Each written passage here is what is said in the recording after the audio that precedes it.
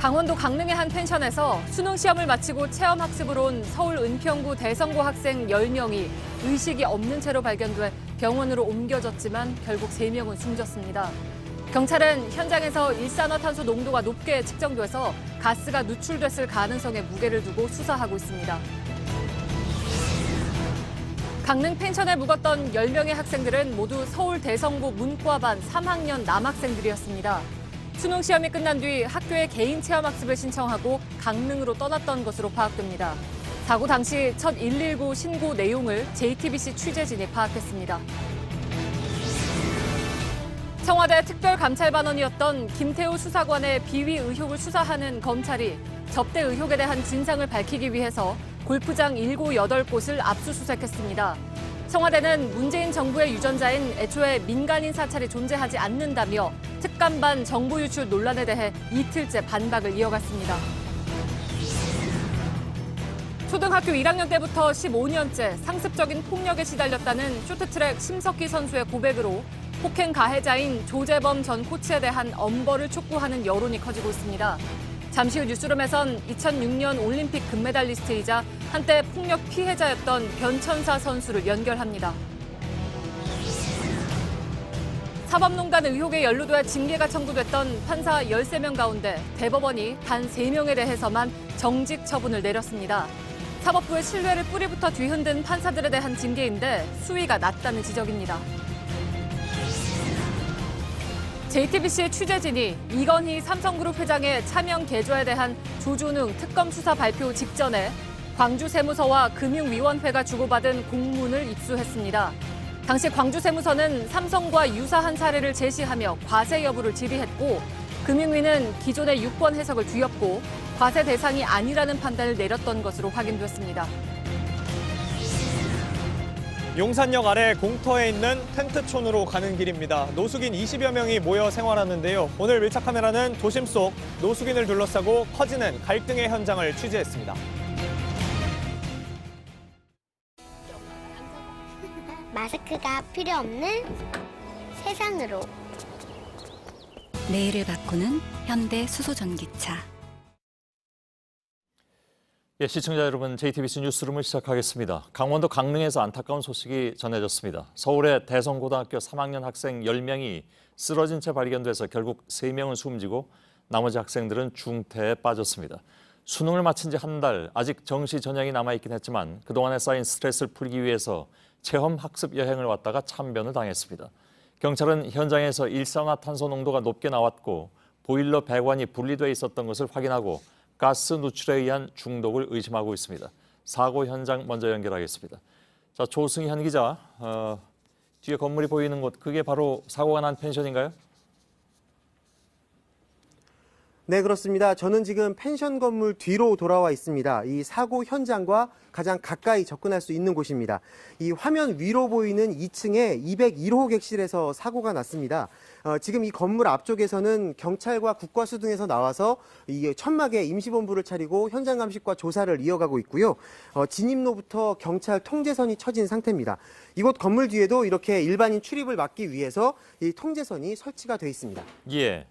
일단 사고 현장의 겉모습은 알겠는데 사고 개요를 좀 정리를 해야 될 것 같습니다.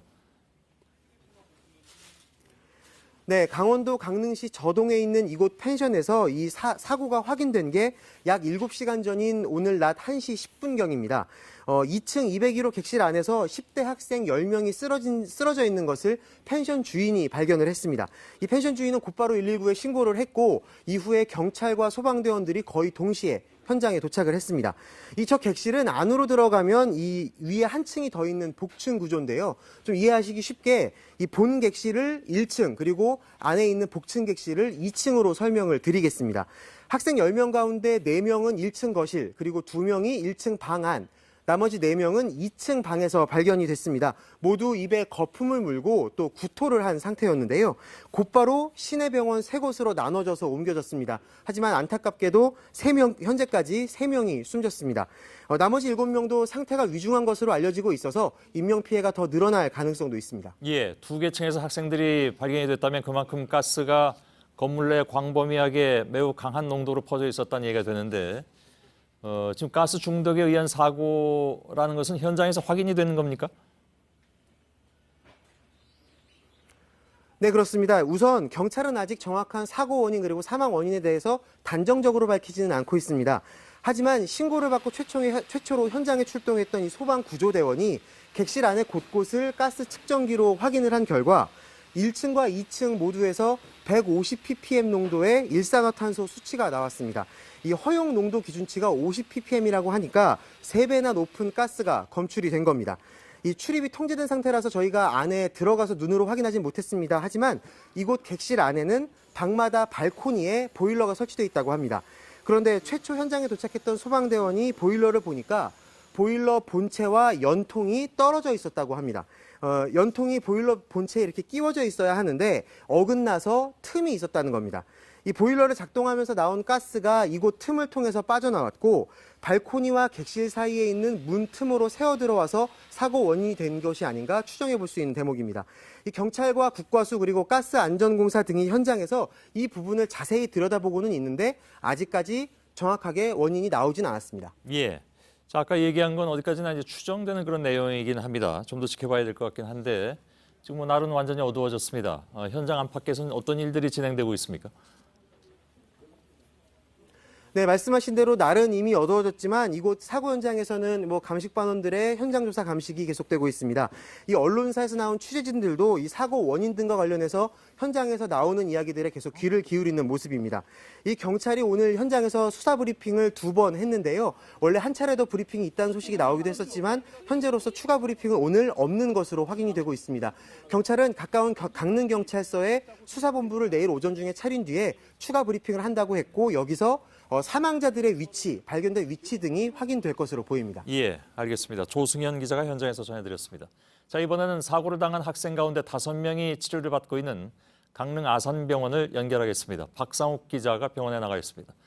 자, 박 기자, 학생들의 상태는 좀 어떻습니까, 지금?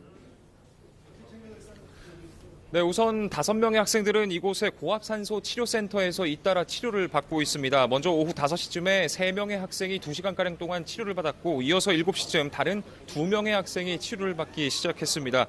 병원 측은 이 치료를 받는 학생 중 1명이 챔버 안에서 자신의 이름을 말했다고 설명을 했습니다. 일각에서 의식 불명이라는 보도가 나왔지만 의식이 없다기보다는 의식이 약하다라고 봐야 한다는 게 이곳 권역응급센터장의 설명입니다. 예. 학생들의 상태는 이송 당시보다 조금은 호전되면서 당장 일산화탄소 중독 때문에 이 최악의 상황을 맞을 가능성은 없다라고 병원 측은 설명했습니다. 다만 각종 합병증 등으로 예후가 상태가 향후에 악화될 수가 있어서 상황을 예의주시해야 한다라고 덧붙였습니다. 예, 지금 학생들이 치료를 받고 있는 그 고압산소 치료 챔버 어떤 장치인가요? 네, 일단 밀폐된 챔버의 내부를 대기압보다 2배에서 3배가량 높은 2, 3기압으로 압력을 가해서 순수한 산소를 호흡하도록 하는 그런 장치입니다. 보통 잠수병을 치료할 때 쓰이는 것으로 많이 알려져 있는데요. 이 몸 안의 질소 농도가 높아지는 잠수병 외에도 일산화탄소 중독을 치료하는 데에도 쓰이게 됩니다. 한 번 치료를 할 때엔 약 2시간가량의 시간이 걸립니다. 예. 챔버가 지금 10인용인 것으로 알고 있는데 굳이 이렇게 나눠서 치료를 하는 이유가 있습니까? 왜냐하면 지금 피해자라든가 또 부모들 입장은 굉장히 좀 마음이 다급할 것 같아서요. 네, 그렇습니다. 이 챔버는 10인용이긴 하지만 이 10인용이라는 것이 환자들이 앉아서 들어갈 경우에 10명이 들어갈 수 있다는 겁니다. 그런데 현재 학생들이 자력으로 앉을 수가 없는 상태다 보니까 이렇게 나눠서 챔버 안에 누운 상태로 치료를 받고 있습니다. 또 만에 하나의 상황에 대비해서 챔버엔 치료사 2명도 함께 들어가 있습니다. 예. 의료진은 학생들이 이렇게 2시간 정도의 시간차를 놓고 치료를 하는 것이 이 정도의 시간차로는 예후가 크게 달라지지 않는다면서 이 치료 순서엔 큰 의미가 없다라고 설명했습니다. 예. 처음에 병원으로 올 때 학생들의 상태는 어땠다고 합니까? 네, 이 권역응급센터장의 브리핑에 따르면 학생들이 처음 이송됐을 당시에 체내의 일산화탄소 농도는 25%에서 45%에 달했다라고 설명을 했습니다. 보통 비흡연자의 경우에 체내 일산화탄소 농도는 3%의 미만이고 흡연자라고 하더라도 5%를 넘지 않기 때문에 일반적인 경우에 8배에서 최고 15배에 달했던 겁니다. 센터장은 학생들이 큰 외상은 없었지만 의식이 약해진 상태로 이 뜨거운 방바닥에 오랫동안 누워 있었던 만큼 일부 경미한 화상을 보였다라고 설명했습니다. 예. 그 챔버 안에만 들어갔다 나오면 됩니까? 그러니까 앞으로 어떤 치료를 또 받을 게 있나요? 우선 현재로서 의료진은 상태가 호전될 때까지, 의식이 좋아질 때까지 계속해서 이 고압산소 치료를 이어나간다는 계획입니다. 오늘 치료를 마친 학생들은 내일 오전부터 하루에 2차례씩 이 치료를 받게 되는데, 병원 측은 앞으로 최소 6번 이상은 더 이 고압산소 치료를 받아야 할 것으로 내다봤습니다. 이 치료를 마친 이후라도 학생들의 예후가 어떻게 달라지냐에 따라서 추가로 고압산소 치료를 받을 수도 있습니다. 예, 알겠습니다. 강릉 아산병원에 나가 있는 박상욱 기자였습니다. 낮이 돼도 아이들이 일어나지 않는다고 전해들은 펜션 관계자가 119에 처음 신고하면서 구급차가 출동을 했죠. 그것이 오늘 오후 1시 12분에 이루어진 첫 신고 내용이었습니다. 그 내용을 저희 취재진이 파악을 했는데 펜션 관계자는 아이들이 입에 거품을 물고 쓰러져 있다면서 도움을 요청했습니다. 김민관 기자입니다. 오후 1시 12분 펜션 관계자가 119에 전화를 겁니다. 119에 말씀하세요. 예, 여기 조동 펜션인데요. 펜션 관계자는 어제 묵었던 10명의 학생들이 쓰러져 일어나지 않고 있다고 신고합니다. 수능 끝난 학생들이 보호자 동의하에 숙박을 했는데 예? 10명이 다 안 일어나고 입에 거품 물고 안 나와가지고 두드려 봤더니만 네. 쓰러져 있어요, 10명이. 10명이나 쓰러져 있는 거예요? 예, 10명이 다 안 일어나요. 119는 곧바로 학생들이 호흡을 제대로 하고 있는지 묻습니다. 숨 쉬는 건 어때요? 숨 쉬는 거는 제가 아직 확인을 못했어요. 저도 지금 전화가 빨리 들어가는 길이거든요, 펜션으로. 곧바로 구급차가 출동하고 119는 현장에 있는 다른 펜션 관계자에게 전화를 겁니다. 아이들 상태가 어때요? 아니, 입에 뭐 하얀 거품 같은 거 뿜으면서 자, 뭐가 있다고 문의를 봤더니 지금 그런 직장에서 빨리 응급조치 어떻게 이거 해야 되나. 이 관계자는 계속 다급하게 현장 상황을 전합니다. 오바이 타고 막 숨 쉬고 그러는데 입에 뭐 거품이 막 나오고 그래요. 거품 뭐 10명 다. 그런 것 같아요. 첫 신고 10분 만에 구급차가 도착했지만 결국 큰 인명피해가 났습니다. JTBC 김민관입니다. 사고를 당한 학생들은 강릉에 어제 도착해서 2박 3일 일정으로 펜션에 투숙했습니다. 어제 저녁에 고기를 구워 먹고 오늘 새벽까지 재밌게 노는 소리가 들렸다는데 잠든 사이에 가스에 중독된 것으로 보입니다. 학생들이 발견되기까지의 과정을 이상화 기자가 전해드립니다. 학생들은 2박 3일 일정으로 펜션을 찾았습니다. 학생 중 한 명이 인터넷을 통해 예약했다고 펜션 주인은 밝혔습니다. 학생들은 어제 오후 3시 45분쯤 펜션에 도착했습니다. 주인은 학생만 10명이 한꺼번에 온 것이 이상해 이 중 한 학생의 부모와 통화를 한 뒤에야 방 열쇠를 내줬습니다. 짐을 푼 학생들은 오후 9시 반까지 고기 등을 구워 먹었습니다. 바비큐를 하며 저녁을 먹은 곳은 1층 건물 밖에 위치한 텐트 안이었다고 경찰은 밝혔습니다. 이후 학생들은 실내로 들어간 걸로 추정됩니다. 펜션 주인은 오늘 새벽 3시까지 학생들이 노는 소리를 들었다고 합니다. 학생들이 묵은 숙소가 2층이라 움직이는 소리를 1층에서도 들을 수 있었다고 밝혔습니다. 그리고 오후 1시 12분경 학생들이 쓰러진 채 펜션 주인에게 발견됐습니다. 주인은 펜션 설비 점검차 방문했다고 했습니다. 학생들은 모두 의식을 잃은 채 쓰러져 있었고 입에 거품을 물고 있었습니다. 신고를 받은 소방당국은 1시 22분경 펜션에 도착했고 2시 3분까지 모든 학생을 병원으로 옮겼습니다. 하지만 3명은 숨져 있었습니다. 현재까지 제대로 의식이 있는 학생은 없는 걸로 알려졌습니다. JTBC 이상화입니다. 사고를 당한 학생 10명은 말씀드린 것처럼 서울 대성고의 3학년 문과반 소속 남학생들이었습니다. 얼마 전에 수능을 치르고 부모님 허락을 받아서 강릉으로 개인 체험 학습을 떠난 것으로 파악됐습니다. 박준호 기자입니다. 사고를 당한 남학생 10명은 서울 대성고 3학년입니다. 모두 문과반 소속입니다. 현재 대성고 1, 2학년은 기말고사를 치르고 있고 3학년은 개인 체험 학습 기간입니다.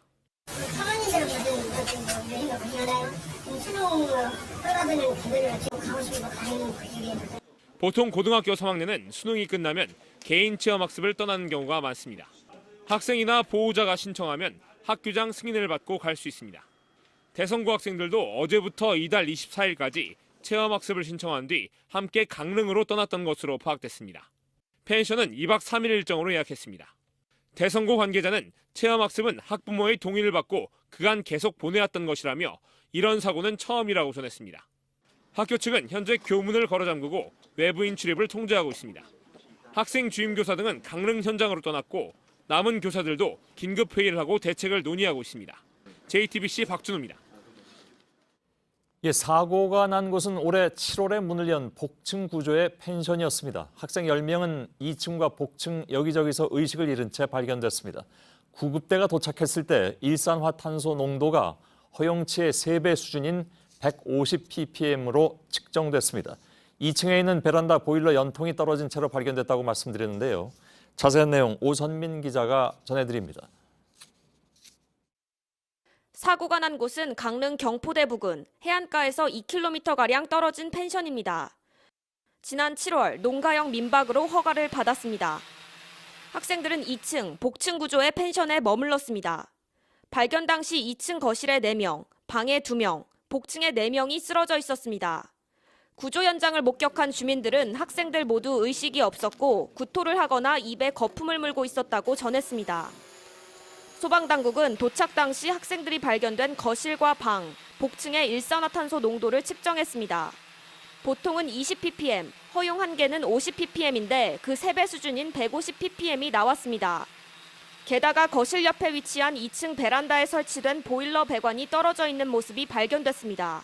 원래는 배관이 그 본체 안으로 쏙 이렇게 들어가 있어야 되는 게 정상인데 그 배관이 약간 이제 분리가 된 채로 옆으로 조금 삐져나와 있는.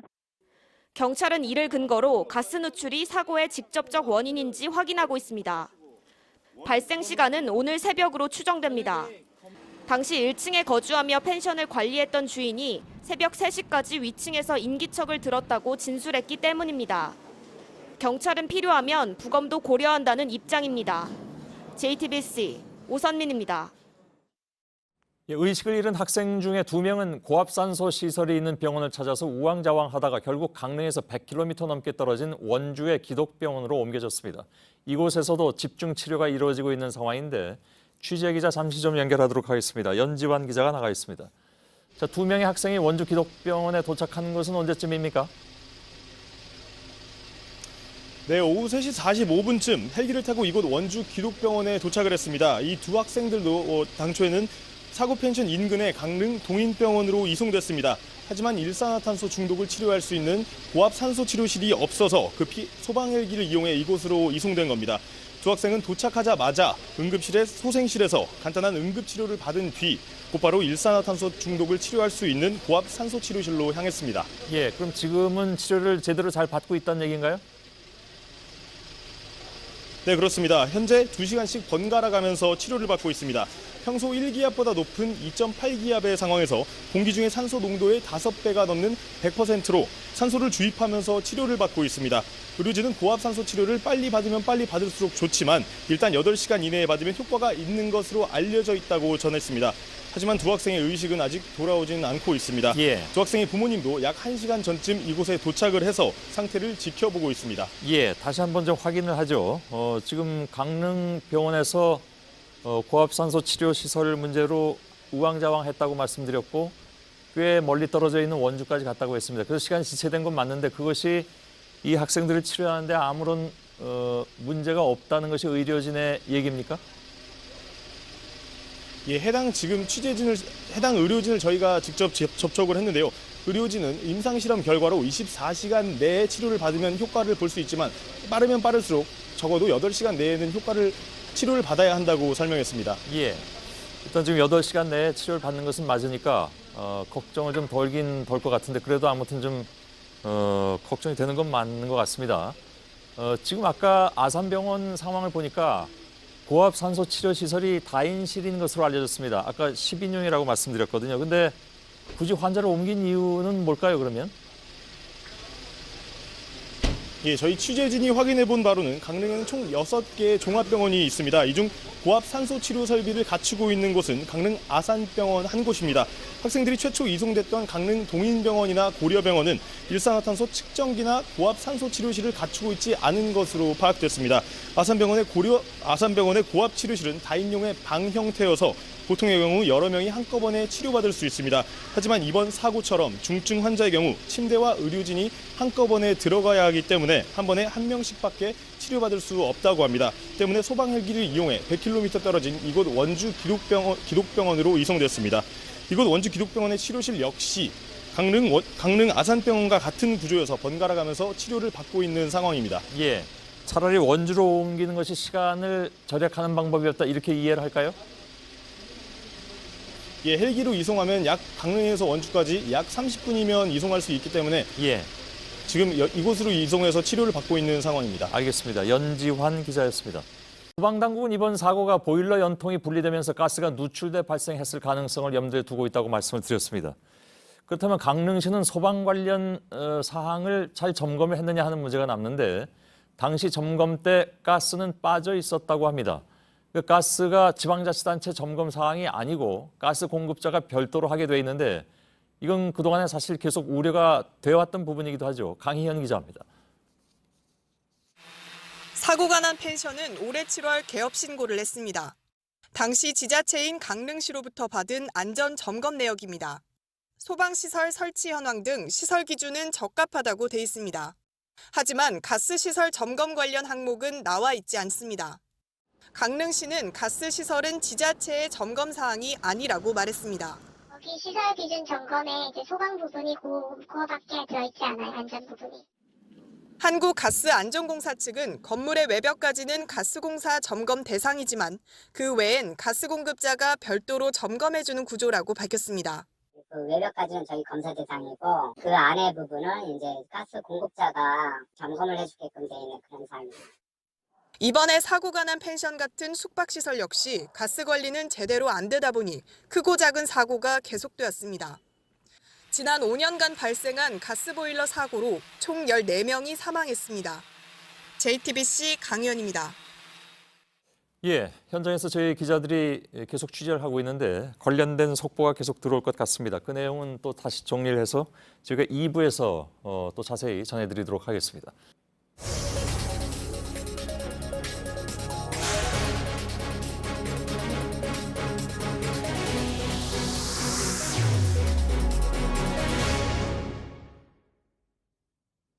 예, 강릉 펜션 사고 현장을 다시 연결하겠습니다. 지금 경찰과 국가수 관계자 등이 모두 투입돼서 사고 원인을 조사 중인데 추가로 파악된 내용들이 있는지 좀 들어보도록 하죠. 이상엽 기자가 지금 나가 있습니다. 자, 이상엽 기자, 1부에서 조승현 기자가 가장 가까이 갈 수 있는 펜션 뒤쪽에서 상황을 전해줬는데 지금은 펜션의 앞쪽으로 나와 있는 것 같습니다. 임시수사본부도 설치가 됐죠. 사고 원인이 좀 더 파악된 게 있는지 좀 알려주시죠. 네, 그렇습니다. 지금 제가 서 있는 곳은 펜션 입구 쪽입니다. 제 뒤로 펜션 통제선이 설치돼 출입은 제한됐고 그 뒤로 임시수사본부도 꾸려진 모습이 보입니다. 감식반은 아직도 건물 안에서 사고 원인 파악에 주력하고 있지만 외부에 특별히 더 알려지진 않았습니다. 일단 경찰은 사고 가능성에 무게를 두고 있습니다. 학생들이 있던 방 안쪽까지 어떻게 이산화탄소가 유출됐는지 국가수와 가스안전공사가 투입돼 정밀 감식 중에 있습니다. 예, 제가 앞서 일부에서 살펴봤을 때 보일러 배관 연결 상태가 좋지 않았다니까 거기 좀 틈이 벌어져서 그리로 가스가 샌 것이 아니냐라는 얘기가 나왔는데 물론 그게 지금 사고 원인이라고 특정해서 얘기할 수는 없는 상황이잖아요. 네, 특정할 수는 없습니다. 현재 현장 감식은 오후 5시부터 4시간 넘게 이어지고 있습니다. 아직까지 정확한 사고 원인은 파악되지 않고 있습니다. 앞서 조 기자가 전해드린 것처럼 이 보일러실도 건물 같은 층 베란다 쪽에 있는데 이 확인 결과 보일러 몸통과 연통이 조금 떨어진 상태였습니다. 그러니까 틈이 벌어져서 새어 나올 수 있는 상태였다는 건데 다만 보일러실 문이 있기 때문에 이 학생들이 있던 방 안쪽까지 새어 나가는 점은 더 조사해 봐야 하고 이게 사망의 직접적인 원인인지도 이 국가수가 투입돼 감식 중에 있습니다. 예, 지금 아무튼 그래도 알 수 있는 것은 이 펜션의 2개 층에서 학생들이 모두 발견됐기 때문에 집안 전체에 가스가 퍼졌을 것은 틀림없어 보이고 만약 그것이 가스 때문이었다면 말이죠. 그래서 밤 늦게까지 학생들이 거기서 이제 노는 소리가 들렸다는 거 아니에요. 그리고 이제 아침에 이런 상황이 발견이 된 건데 그만큼 가스가 많이 샜다면 샌 시간도 길었을 것이고 양도 많았을 것이다라는 정도는 쉽게 추정이 가능한 것 같습니다. 물론 이것은 그러나 모두 추정인 상태이고 정확하게 나오고 있는 것은 아직은 없는 것 같습니다. 펜션 주인이라든가 목격자 조사도 중요할 것 같은데 어떻게 진행이 되고 있습니까? 네, 그 앵커께서 말씀하신 것처럼 이 학생들이 어젯밤 오후 늦게부터 고기를 구워 먹었고 새벽까지 인기척이 있었다는 얘기가 있었기 때문에 많이 피곤한 상태였다고 경찰은 전했습니다. 이 앞서 학생들은 어제 오후 3시 45분쯤 펜션에 왔고 2박 3일 일정으로 복층구조의 건물 2층을 빌렸습니다. 오늘 오후 발견 당시 학생들은 방에 2명, 거실에 4명, 복층에 4명 등 모두 10명이 있었습니다. 펜션 주인은 경찰에 아까 말씀드린 것처럼 학생들이 오후 9시 반까지 고기를 구워 먹었고 새벽 3시쯤엔 이 건물 안에서 인기척이 있었다고 말한 걸로 파악됐습니다. 예. 이 펜션 주인이 학생들을 발견할 당시에는 중간 점검차, 그러니까 학생들이 잘 있는지 시설에 문제가 없는지를 확인하기 위해 들렀다가 알게 돼서 신고한 걸로 확인됐습니다. 현재 주인은 경찰 조사를 받고 있는 상황이고 외부 노출은 되지 않고 있는 상황입니다. 예, 알았습니다. 이상엽 기자였습니다. 자, 이번 사고로 3명이 숨졌습니다. 사망자들의 시신은 아산병원과 고려병원에 안치되어 있습니다. 병원에는 갑작스러운 비보를 듣고 달려온 유가족들이 오열하고 있고 또한 깊은 한숨이 이어지고 있습니다. 고려병원에 나가 있는 취재기자를 연결하죠. 배양진 기자, 빈소는 지금 마련이 됐습니까? 네, 강릉 펜션에서 숨진 서울 대성고 학생 중 2명의 시신은 이곳 고려병원에, 나머지 한 학생의 시신은 아산병원에 안치돼 있습니다. 지금 제 뒤쪽으로 장례식장 빈소 공간이 있는데요. 이곳에 아직 빈소가 마련되지는 않았습니다. 사고 소식을 들은 유가족들은 오후 6시가 넘어서 이곳 병원에 도착했고 지금 지하에 마련된 유족 대기실에서 시신을 확인한 상태입니다. 유가족들은 굳은 표정으로 병원에 들어섰다가 이내 오열했습니다. 한 어머니는 아들을 눈으로 보기 전까진 이 상황을 믿을 수 없다고 말하기도 했고 또 다른 유가족은 왜 이런 일이 일어났냐며 눈물을 흘리기도 했습니다. 숨진 한 학생의 부모는 서울서 사고 소식을 듣고 충격을 받아 쓰러지기도 한 것으로 전해졌습니다. 학생들을 가르쳤던 대성고등학교 담임 선생님도 이곳 병원을 찾아서 유가족들과 함께 했습니다. 조금 전엔 이곳 고려병원의 국립과학수사대와 경찰과학수사팀도 도착해서 시신 검안을 실시하고 있습니다. 예. 자, 뭐 다 아시겠습니다만 고려병원도 강릉 고려병원이고 아산병원도 강릉 아산병원입니다. 그리고 아까 일부에서 저희들이 전해드렸는데 지금 아직 그 의식이 굉장히 약한 그런 학생들 대부분은 강릉 아산병원과 원주 기독병원까지 이렇게 분산이 돼서 감압 치료를 받고 있다는 소식은 저희들이 일부에서 전해드렸죠. 조희연 교육감과 유은혜 부총리가 유가족들을 만나지 못하고 돌아갔다면서요? 바로 그 고려병원에 갔었습니까? 네, 맞습니다. 조희연 교육감은 오늘 오후 7시쯤 이곳 고려병원을 찾았다가 유족들이 조 교육감을 만나고 싶지 않아 한다는 얘기를 듣고 발길을 돌렸습니다. 아산병원에서 고려병원으로 오고 있던 유은혜 부총리도 이 소식을 듣고 차를 돌린 것으로 전해졌습니다. 지금은 유족들의 슬픔이 너무 큰 만큼 내일이든 언제든 다시 방문하겠다고도 밝혔습니다. 교육부 측은 강릉 아산병원에 합동 분향소를 설치할 계획도 밝혔는데요. 하지만 아직 이곳 고려병원에 일부 유족들이 머물고 있고 서울서 출발이 늦어서 방금에야 이곳 고려병원에 도착한 유가족도 있어서 합동 분향소를 설치할지는 아직 결정하지 못했습니다. 예, 잘 알겠습니다. 배양진 기자가 전해드렸습니다.